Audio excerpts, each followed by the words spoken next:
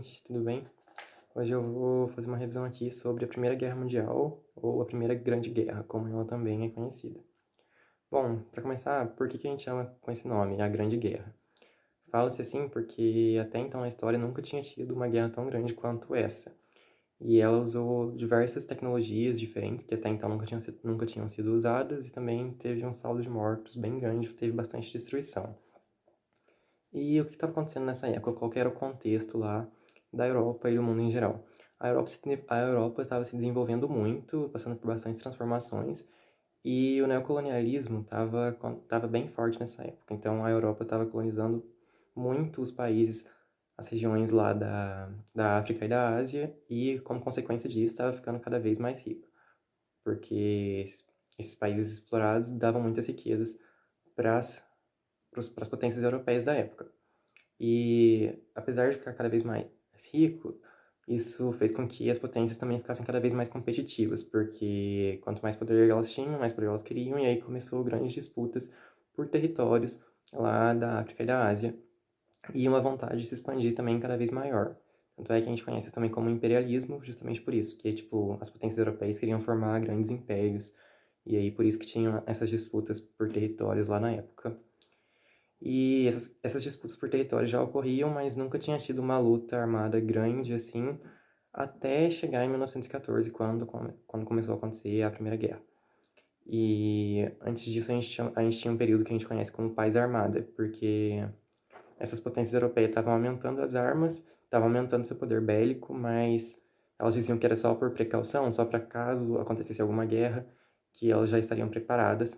Então, tipo, já tinha uma certa tensão entre os países, hora ou outra eles sabiam que iam se meter em alguma guerra. E alguns até desejavam isso. Alguns queriam que tivesse uma guerra logo, mas depois, quando acontece a guerra de verdade, eles param de querer isso, porque eles veem a destruição que acontece e tudo mais, como a gente vai falando ao longo aqui da revisão. Então, tem que lembrar dessa paz armada e do neocolonialismo e do imperialismo. E também tem um fator importante que a França tinha perdido territórios para a Alemanha 40 anos antes lá, numa guerra que teve entre as duas. Então, tinha um certo sentimento de revanchismo francês contra a Alemanha. E o estopim para começar a Primeira Guerra foi o assassinato do arquiduque Francisco Ferdinando, que era um arquiduque lá do Império Austro-Húngaro. Ele foi morto na Bósnia, mas não foi morto por alguém que era da Bósnia, foi morto por um sérvio lá no território da Bósnia. E aí, como consequência disso, o Império Austro-Húngaro declarou guerra à Sérvia logo em seguida. E aí já começou a formação de alianças, que é bom lembrar os países que formavam cada uma delas também.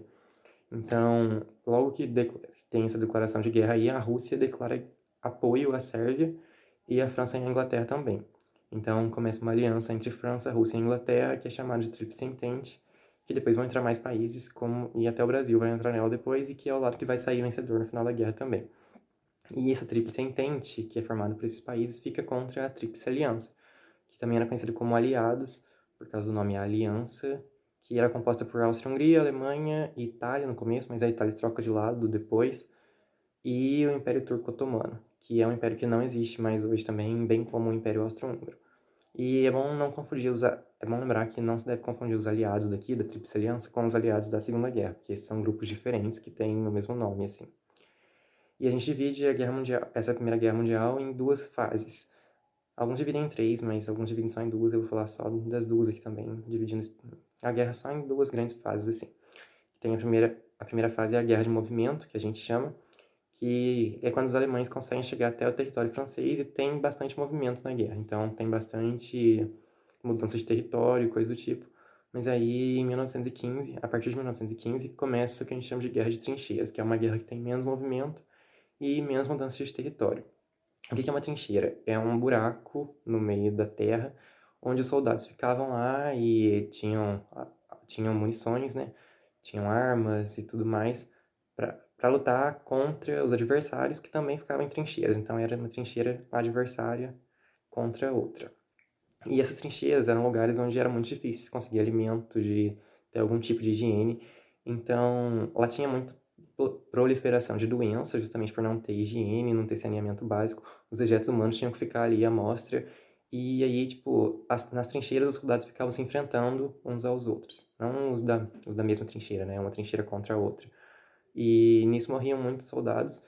e não tinha como enterrar, não tinha como fazer nada com o corpo, e aí os corpos ficavam jogados lá dentro da trincheira também. Então ficava um monte de corpo amontoado, e os outros soldados que estavam vivos tinham que conviver com aqueles cadáveres lá, jogados, com bicho chegando lá, com um resto de comida, com dejeto.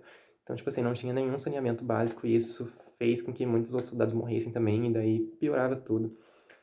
E nesse período da Guerra de Trincheiras tem pouca mudança de território, porque às vezes passava um ano e eles só conseguiam mexer em 600 metros de território, que era o que conseguia avançar de uma trincheira para outra contra o adversário. Então, realmente não teve tanta mudança, mas teve muita morte, seja por luta armada ou seja por doença, que era bem intensificada por causa das condições das trincheiras. E aí, em 1917, tem um grande marco, que é quando a Rússia sai da guerra, porque a Rússia tinha uma pressão interna, porque estava vivendo uma revolução socialista que até conseguiu implantar o socialismo na França, e isso aí vai ser importante na história depois por causa da Guerra Fria e tudo mais. Mas enfim, ela sai da guerra que por causa de pressões internas e porque já tinha apanhado muito da Alemanha também. Os alemães tinham conseguido bater bastante na Rússia. E aí ela sai e os Estados Unidos entram na guerra no mesmo ano, no mesmo time que a Rússia estava até então. E o estopim para fazer os Estados Unidos entrar na guerra foi um navio deles ser torpedado por submarinos alemães. Isso faz com que eles entrem na guerra junto na Tríplice Entente. E aí, com a ajuda dos Estados Unidos, a Tríplice Entente consegue vencer a Alemanha e a Tríplice Aliança em geral. E a Alemanha é a que sai mais derrotada, porque o Império Turco Otomano se desfaz, o Império Austro-Húngaro se desfaz, mas nenhum deles é tão prejudicado quanto a Alemanha. E aí, dentro desse, de tanta coisa ruim que aconteceu com a Alemanha depois, a gente fala do Tratado de Versalhes, que foi o que instituiu essas punições para ela. E esse Tratado de Versalhes, ele proibiu a Alemanha de ter um grande exército, limitando o exército dela só a 100 mil soldados, deu perda de territórios para a Alemanha, ela teve que ceder de volta aqueles territórios para a França, que tinham gerado o revanchismo francês, e teve uma dívida externa enorme que ela tinha que pagar para os outros países, que era quase impossível, e isso fez com que a Alemanha saísse bem humilhada assim da guerra, o que gerou um certo revanchismo alemão. Então, se no começo a gente tinha um revanchismo francês, agora a gente tem um revanchismo alemão, que vai ser importante depois para a ascensão de regimes totalitários lá na Alemanha, a ascensão do Hitler, e que vai desembocar depois na Segunda Guerra. Mas, enfim, esse Tratado de Versalhes é bem importante, que por conta da humilhação que a Alemanha sofre nele, que ela meio que sai culpada por toda a guerra. E os Estados Unidos é a potência que sai melhor da guerra, e daí tem uma hegemonia estadunidense depois da Primeira Guerra, que ele realmente sai bem. E outras consequências que tem aí da Primeira Guerra são um grande saldo de mortos, teve 10 milhões de mortos e 20 milhões de feridos, pelo menos, e a Europa fica devastada depois. A produção industrial lá diminui, a produção agrícola diminui, e até os países que saíram assim vencedores, eles também ficam devastados, a economia deles fica prejudicada e tudo mais. E isso também vai contribuir depois para regimes totalitários ascenderem ao poder lá na Europa, mais para frente nos próximos anos. E outra consequência são os 14 pontos de Wilson. Esse Wilson era um cara lá dos Estados Unidos que fez esses 14 pontos dele para tentar promover o que ele chamava de paz sem vingança, que era um modo de tentar fazer com que não ocorresse uma guerra tão grande como a Primeira Guerra de novo, o que não deu tão certo porque a gente teve a Segunda Guerra, né?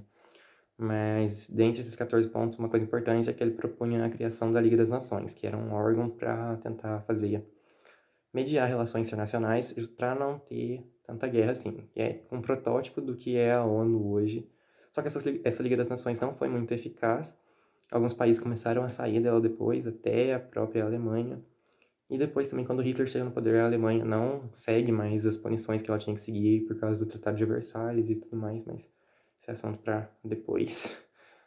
E, por último, vou falar só da participação do Brasil na guerra, porque o Brasil, como eu falei, ele entrou do lado dos Estados Unidos na guerra, mas ele não tinha um grande poder bélico naquela época. Então, ele entra na guerra também em 1917, mas ele ajuda mais no auxílio a feridos na batalha. Então, a participação do Brasil fica mais restrita a isso. Então, foi isso aqui, uma breve revisão sobre a Primeira Guerra, gente. Obrigado por terem assistido até aqui e até a próxima.